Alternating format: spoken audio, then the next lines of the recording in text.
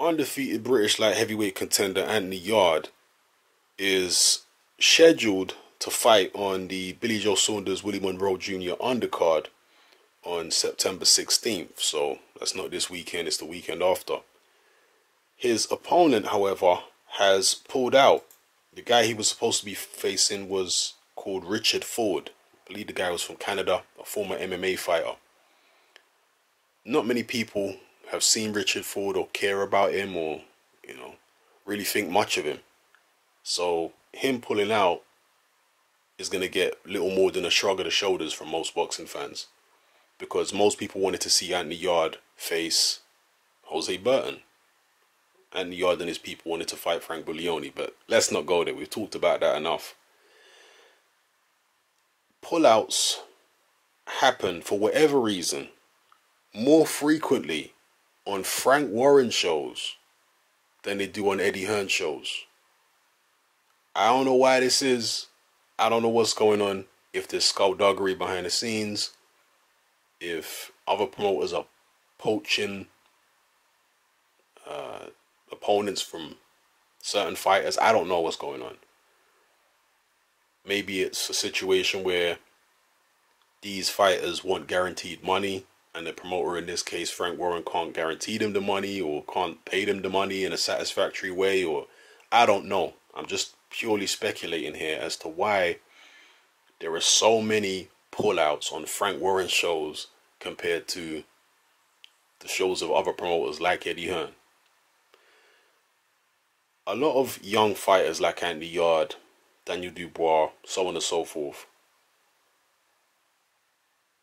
they haven't been around following boxing as long as some of us. Those of us who lived through, the 80s and 90s and whatever, we know Frank Warren very well. We know what he's about. And how can I put this?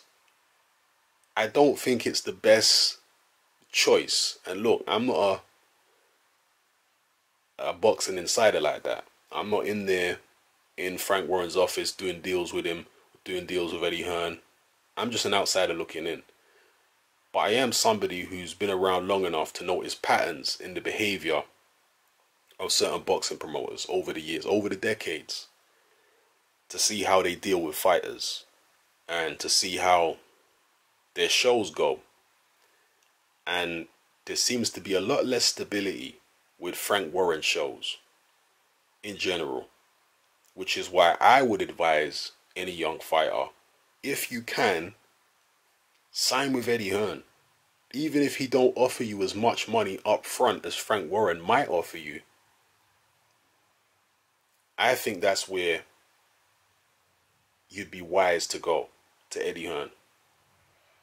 Not only because of the fact that his shows and him getting fighters' opponents seems to be more stable and reliable, but also because if it don't work out with Eddie Hearn, I haven't seen Hearn in court or threatening to sue or take legal action against fighters who have left him. I haven't seen that. I have seen that more times than I could possibly count with Frank Warren. Fighters leaving him and him threatening legal action and all that kind of stuff and enacting legal action, that's almost standard with Frank Warren, it would seem. That's the perception I have anyway, after following the guy's career for the past few decades.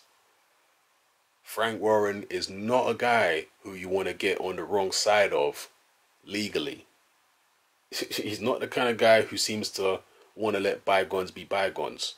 Eddie Hearn seems more like that kind of guy. They'll say, okay, you want to leave, whatever.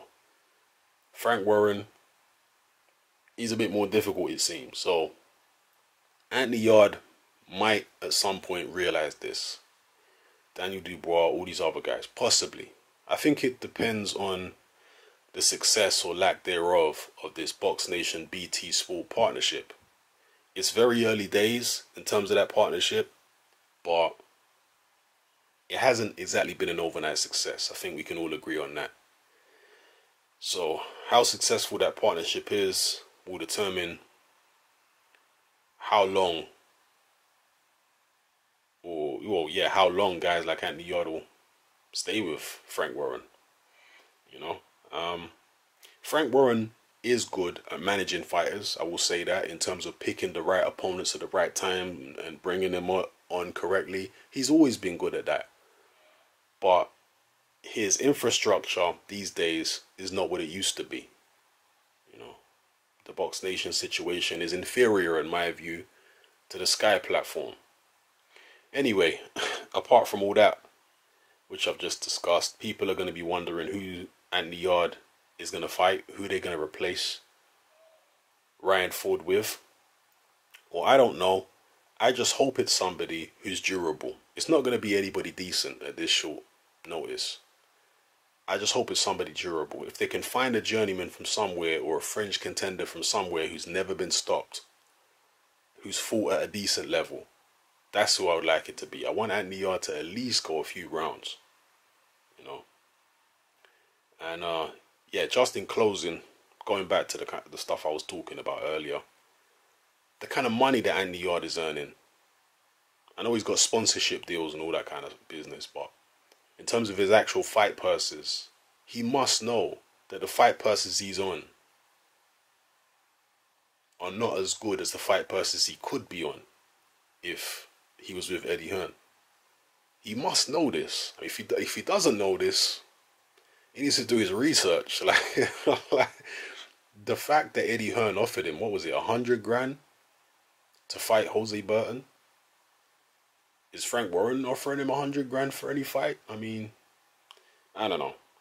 Anyway, people, let me know what you feel in the comment section below. It's Hatman, I'm out.